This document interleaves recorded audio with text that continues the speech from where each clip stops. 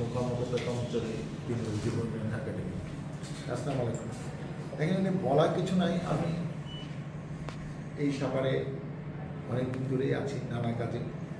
আমি যখন এখান থেকে যাই দেখি যে কী একটা হচ্ছে, আমি তো দেখতেছি এখান থেকে। আমি যখন আমার কেরিয়ার করবো তখন একটা বুঝতে হবে। এমপি হওয়ার পরে মনে হলো যে একদিন এখানে যাওয়া দরকার, কিন্তু সময় পাই না। আমি গতকাল সন্ধ্যার পরে সিদ্ধান্ত নিলাম যে এখানে আজকে আমার কাজ দেয়। আমাদের তো প্রতিদিন শুক্র শনি ছাড়া অন্য দিন আমাদের সংসদ চলতেছে, এখন বাজেট অধিবেশন গতকাল শুরু হয়েছে, হয়তো এই মাস পর্যন্ত চলবে। কারণ আজকে যেহেতু সাভারে আমি যাবো, আজকে এটা আধা ঘন্টা একটু ভিজিট করে যাই। আপনাদেরকে ধন্যবাদ জানাই। একটা ভালো প্রতিষ্ঠান, সরকারি প্রতিষ্ঠানের সমস্যা কি জানেন, সুন্দর করে পরিকল্পনা হয়, সুন্দর করে মেনটেন্স হয়। কেন হয় না? আপনাদের সবার সাথে চাকরি করে ধরেন যে বালি, সে ঠিক মতো কাজ করবে না, কিছুদিন করবে, তবে পলিটিক্যাল শেল্টার নিয়ে তাকে আপনি কিছু বলতে পারবেন না। এই কারণে এই জিনিসগুলো আলটিমেটলি মেনটেন হয় না। সরকারের পরিকল্পনা ভালো, কিন্তু মেনটেন করতে গিয়ে সরকার সমস্যা পড়ে, তখন আর এটা মেনটেন করতে পারে। এই জন্য বিদেশে সরকারি সেক্টরের জিনিসপত্র খুবই কম। যেমন আমি একজন জনপ্রতিনিধি হিসেবে মনে করি, এই বিমান কেন এটা সরকারের সংস্থা হইতে হবে? 51% এসে বাকি 50% দিয়ে দেয়। এখানকার স্টাফটা তারা নিয়ে তো তাহলে মেনটেন্স হবে। আমার যে কষ্টগুলো হয় সাধারণ মানুষের, এটা প্রাইভেট সেক্টরে যে কষ্ট হয়, এই যেগুলো এখানে প্রাইভেট সেক্টরে থাকে। আমাদের এত সুযোগ সুবিধা দরকার নেই, আমার এমপির দরকার নেই, সচিবদের দরকার নেই। দেশে মানুষের সুযোগ সুবিধা বানানো দরকার। আমরা খালি আমাদের সুযোগ সুবিধা নিয়ে অলওয়েজ চিন্তিত। আমি ভিআইপি, আমি ওইখানে গিয়ে যাবো, তাড়াতাড়ি খাবার চাবো, ভালো টেবিল চাবে, আমার পাশে 5 জন দাঁড়ায় থাকবে, সাইটা দিয়ে এইটা দিয়ে, এই যে একটা যন্ত্রণা ভোগান, এটা তো আমাদের বয়স তো কম না, আমরা দেখে অভ্যস্ত। এইসব কারণে আমরা অনেক কিছু করতে পারতেছি, কিন্তু মানুষের কথা ভাবনা। এখানে প্রাইভেট সেক্টর থাকবে, সরকারের মিনিমাম নিয়ন্ত্রণ থাকবে। আপনি আমেরিকা যান, কে সরকারি চাকরি করে বুঝতেও পাবেন না, এবং তাদের ফ্যাসিলিটি কি আমরা জানিও না, তাদের মানুষ পাত্তাও দেয়। সবাই প্রাইভেট সেক্টরে কাজ করতেছে, আমি ভালো আছি। আর বাংলাদেশে খালি সরকারি চাকরি, একটা পিওনের চাকরি, সেটার জন্য 5 লাখ টাকা তারা ঘুষ দিয়ে ঢুকতে হবে। যে 5 লাখ টাকা ঘুষ দিতে সে তো কম না, তার চাকরি আপনি খাবেন কেমন? এত সুন্দর না, সে কাজ করুক না করুক, আসুক না আসুক, হ্যাঁ, তারা আপনি ধমক দিতে পারবেন, শোকজ করতে পারবেন, ওই পর্যন্ত। কেউ তো ওইগুলাকে মানে ভয় পাচ্ছে না। কিন্তু এইভাবে তো আসলে দেশে ভালো না, সাধারণ মানুষকে এটা চায় না। সাধারণ মানুষ এটা সুন্দর বাংলাদেশ চায়, যেখানে নিয়মকানুন থাকবে, সবার সুযোগ সুবিধা। সুযোগ সুবিধা শুধু ভিআইপি দেবে এরকম ভাবনা আমরা, জনগণের সুযোগ সুবিধা এনশিওর করতে হবে। দেশটা সেইভাবেই আমরা যদি নিতে পারি, এই দেশের জন্য অনেক কিছু করতে হবে। বেশি তো একটা কথা বলতে চাই না, আপনাদের সাথে প্রথম পরিচয়। আমি মির্জাপুর ক্যাডেট কলেজ থেকে 80 সালে ইন্টারমিডিয়েট পাস করেছি। ময়মনসিংহ মেডিকেল কলেজ থেকে 87-তে এমবিবিএস পাস করে 1 বছর ইন্টার্নি করে বিসিএস পরীক্ষা দিয়ে আমি টেট বিসিএসে 91 সালে কিশোরগঞ্জ ইত্যাদি জয়েন করি। ওখানে কয়েক বছর চাকরি করে এই সাভার হেলথ কমপ্লেক্সে কয়েক বছর চাকরি করি। 5 বছরের মাথায় আমি চাকরি ছেড়ে 96-এ দল আমাকে নমিনেশন দেয়। দল নমিনেশন দেয় কারণ আমার বাবা 79 এখানে বিএনপি ছিল। আমার বাবা 43 থেকে 88 সাল পর্যন্ত 45 বছর একটা না, আসলে ইউনিয়ন করে ভাগে 2টা ইউনিয়ন হয়, ইয়াপুরের চেয়ারম্যান ছিল। আমার ছোটো ভাই যার নাম মহাসচিব, সে 2বার ইউনিয়ন পরিষদের চেয়ারম্যান। আমরা যে ইউনিয়নে থাকি, একবার ভাইস চেয়ারম্যান হয় 14 সালে, আর 2003-11 সালে চেয়ারম্যান। আমার আপন বোনের একজন আশুলিয়া 27 বছর চেয়ারম্যান ছিল হুমায়ুন কবির, 84 সাল থেকে 2011 সাল পর্যন্ত। তারপরে আমি 96 এমপি হই, তারপর আবার 2001 সালে এমপি হই। তারপর এই 17 বছর আওয়ামী লীগের জুলুম অত্যাচার, আমার নামে 50 মামলা, 3বার জেল খেটেছি। তারপর আবার এই যে 2008 সালে ইলেকশন করেছি, 14 সালে বিএনপি যায়নি, 18 সালে ইলেকশন করছি, 24 সালে যায়নি, আবার 26 সালে আবার ইলেকশন করে এমপি। এখন মামলা আস্তে আস্তে সব কমে যাচ্ছে। যে অভিজ্ঞতা হয়েছে এটা জীবনে কী কাজে লাগবে আমি জানি না। তারপর আমি এই যে লায়েন্সে বাংলাদেশের গভর্নর ছিলাম, আমি 25 বছর ধরে লায়েন্স করি। বাংলাদেশের 7 জেলায় 1 জেলার গভর্নর ছিলাম। আমি একজন লেখক, জামাল সালাউদ্দিন বাবু নামে আমার 17টা বই ভাগে যাচ্ছে। আমি 3বার জেল খেটেছি, সেই জেলের কাহিনী, আমার বাবাকে নিয়ে কাহিনী, বাবার সাহেবের এক জীবনে আমি আমাদের তার জীবনে সাল থেকে লেখালেখি কিন্তু পলায়া থেকে আর লেখালেখি পলায়া থেকে আর লেখালেখি। তো এখনই অভ্যাস আছে লেখালেখির মধ্যে আমি মানে আছি। ভবিষ্যতে কতদিন কী করতে পারবো জানি না। আমরা চাই যে আগে তো অনেক কিছু ইচ্ছা তারা সত্য করতে পারিনি, কতদিন পারবো তাও জানি না।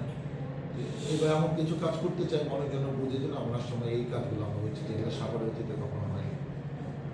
মানুষ রাস্তাঘাট চায়, এটা চায় না, মানুষ চায় নিরাপত্তা। কোনো চিন্তাই হবে না, আমার সন্তান মাদক আসক্ত হবে না, আমি রাস্তায় 10টার সময় আমি হেঁটে যাবো, আমাকে কেউ টিস করবে না, আমার ব্যাগ কেউ চিন্তাই করবে না। এটা হলো ফার্স্ট প্রায়োরিটি। রাস্তাঘাট আমি ঘুমাই থাকি এমনও কিছু কিছু রাস্তাঘাট আমি সেই ব্যাপারগুলোর দিকে নজর দিচ্ছি। একজনের জমি ও দখল দিয়ে নিয়ে যাচ্ছে, আরেকজনে বাসায় কাজ করতেছে, ভাই আমার তোর সাথে এই জমি নিয়ে ঝামেলা আছে, 40 বছর আগে ঝামেলা, এতদিন পরে তাকে এসে বাধা দিচ্ছে। এই যে এইসব সমস্যা, এই সমস্যাগুলো তো ম্যাক্সিমাম সময় পলিটিক্যালি নিরহ লোকগুলো বঞ্চিত হচ্ছে। Right or wrong important. যার কোনো তদবির নাই, জ্যাক নাই, সেই পরিবার সেই মানুষটাই কিন্তু বাংলাদেশে বঞ্চিত হচ্ছে। যা কানেকশন আছে সে বঞ্চিত হচ্ছে। কিন্তু এই দেশটা সবার অসহায় মানুষের পক্ষে খালি আল্লাহ থাকবে, এখানে কেউ থাকবে না অসহায় মানুষের পাশে। সেই জন্য আমাদেরকে কাজ করতে হবে। আজকে এসে ভালো লাগলো। আমরা চাই যে এরকম একটা সুন্দর প্রতিষ্ঠান আমার নির্বাচন এলাকায় হোক, আমিও সাথে থাকি। সত্যিকার অর্থে এখানে কিছু উন্নয়ন হোক, কাজ হোক, ট্রেনিং হোক। একটা হলো যে শিক্ষার কোনো বিকল্প নেই, সেই ট্রেনিংয়ের কোনো বিকল্প নেই। আমাদের মন মানসিকতার পরিবর্তন করতে হবে। তো দেখেন আজকে অনেকে লেখাপড়া শিখতেছে, doctor, engineer, master degree pass করতেছে, কিন্তু অনেকে নীতি নৈতিকতা আপনিটা মানে না। শিক্ষিত মানুষরা ভালো মানুষ দিতে দুইটা। আমি ছোটবেলায় মনে করতাম শিক্ষিত মানুষ মানে ভালো মানুষ, এখন কি দেখি না সব শিক্ষিত মানুষ ভালো না। আমাদের বিগত 17 বছরে এই কাজটা হয়েছে বেশি করে আমাদের বিবেকটা নষ্ট হয়ে গেছে। আমার বিবেক বলে কোনো শব্দ নেই। ম্যাক্সিমাম শিক্ষিত মানুষের যারা ওই সময় সুযোগ সুবিধা নিচ্ছে, এরা অন্যায়কে অন্যায় মনে করতেছে। একটা সরকারকে এই দেশে আরো পরিবর্তন করতে হবে। সমাজ কি করতেছে? সমাজে সব কতজন ভালো মানুষ যারা আছে সবাই সুযোগ সুবিধা নেওয়ার ধান্দায় আছে। এই দেশকে নিয়ে সবারই ভাবতে হবে। এমপির জায়গায় এমপি কাজ করবে, যারা প্রভাবশালী, যারা আরো ছোট ছোট করে জনপ্রতিনিধি, মেম্বার, চেয়ারম্যান, উপজেলা চেয়ারম্যান, মেয়র, এদেরও আন্তরিকতার সাথে মানুষের কল্যাণে কাজ করবে। আমি একটা জায়গায় আসছি, এখন আমার দায়িত্ব কি খালি কীভাবে আমি স্বাবলম্বী হব, টাকা পয়সা লিগালি ইলিগালি ম্যানেজ করি, এটা তো আমার দায়িত্ব না। মানুষের কল্যাণে কাজ না করবে। আমি একটা বিশ্বাস করি, আপনি যদি মানুষের জন্য কাজ না করেন, বেশি অন্যায় করতে থাকেন, আপনার ন্যাচারাল ডিজাস্টার হয়ে যাবে। যারা বেশি বাড়াবাড়ি করছে আপনি ঘুষ দিয়ে দেখেন, তারা বেশি অসম্মানিত হয়েছে, বেশি বিপদে আছে এবং তাদের ভাগ্য আছে। যারা কম করছে একটা সময় কিন্তু মানুষ এটা ভুলে যায় এবং তাকে মাফ করে দেয়। যারা বেশি অন্যায় করে তাদের মাফ করতে চায়। আর সবাই যদি স্বপ্ন দেখে যে সমস্যা নাই, এই গভর্নমেন্ট করে কয়েকদিন পরে আমরা আইতেছি, এসে আবার আগের মতো চলবে, আগের মতো আর কোনোদিন কিছু হবে না, গ্যারান্টি। কেউ এসে আগের মতো যেভাবে চলছে এটা হবে না। একটা অন্যায় কাজ বারবার অনুমোদন হয় না আল্লাহর তরফ থেকে, জনগণের পক্ষ থেকে একটা নিশ্চিত। যারা বাড়াবাড়ি করছে তাদের কম বেশি তো বিপদে আছে, অনেকে মামলা আছে, অনেকে আরও ঝামেলার সামনে পড়বে। আমাদের আমরা সবাই দেশকে নামে মানুষের কল্যাণে কাজ করি, আল্লাহ যেন আমাদের সহায় হয়, তাহলে এই দেশে কিছু হবে। কারণ আমরা যার যার দায়িত্ব থেকে যদি দায়িত্বগুলো পালন করতে পারি, তাহলে এই দেশের সত্যিকার উন্নয়ন হবে। এবং এইটাই আমাদের লক্ষ্য। আপনাদের সবাইকে অনেক অনেক ধন্যবাদ। আল্লাহ হাফেজ। স্যার আমাদের সবার প্রতিষ্ঠানের পক্ষ থেকে স্মৃতি স্মারক দিয়েছেন।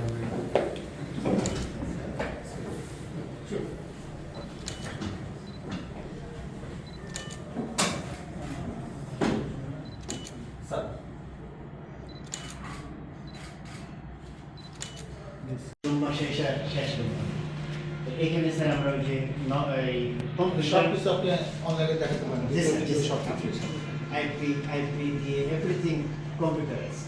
এটা বোর্ড কোনো কিছু বিষয়ে যদি কোনো কেউ ব্যবহার এটা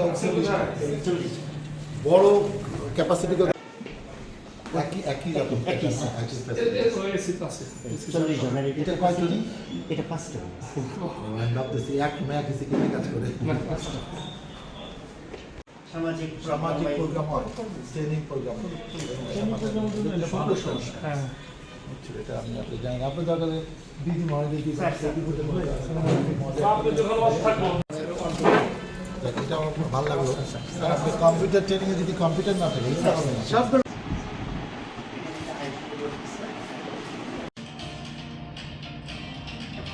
Welcome to the Master Plan presentation of the Central Human Resource Development Center, or CA. Initiative is sponsored by the Ministry of Youth and Sports and implemented by the Department of Youth Development. The consultancy firm, Bright, has played a crucial role in shaping this project. Together, we aim to create a center that drives growth and excellence. Stay tuned as we take you through this visionary journey. Now, structures of the Central Human Resource Development Center.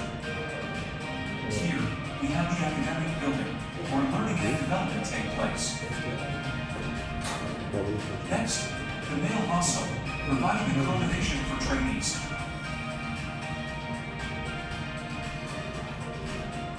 Followed by the female hostel.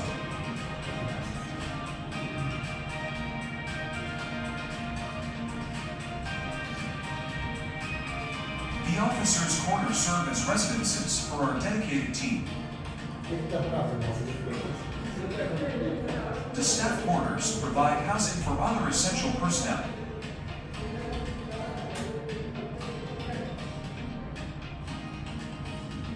Additionally, there's the garage and car wash ramp, ensuring efficient operations.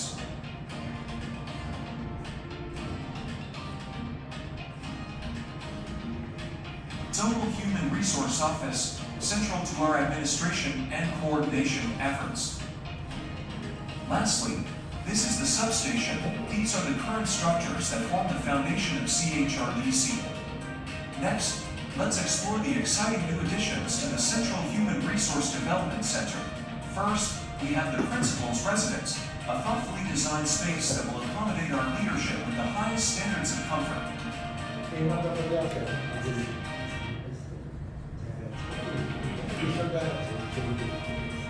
And the centerpiece of this master plan of 15-story Central Human Resource Development Center building. This towering structure will serve featuring state-of-the-art facilities for training, research, and innovation.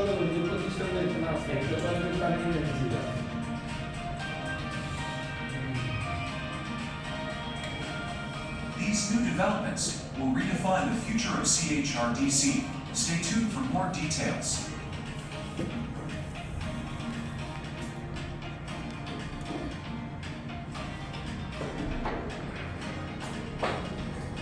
Let's now take a closer look at the recreational spaces within the Central Human Resource Development Center.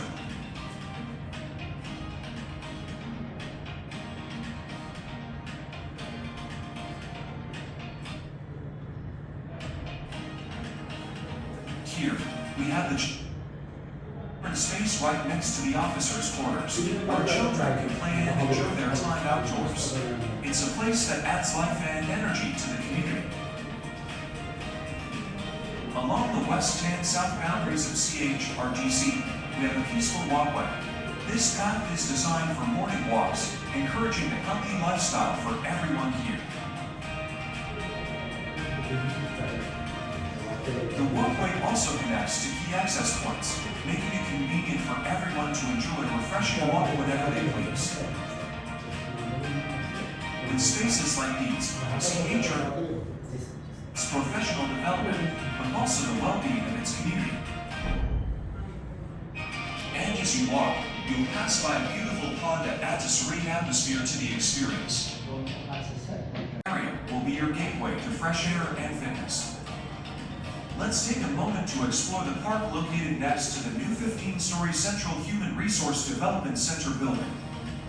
This park is more than just a green space. It's a place for relaxation and rejuvenation.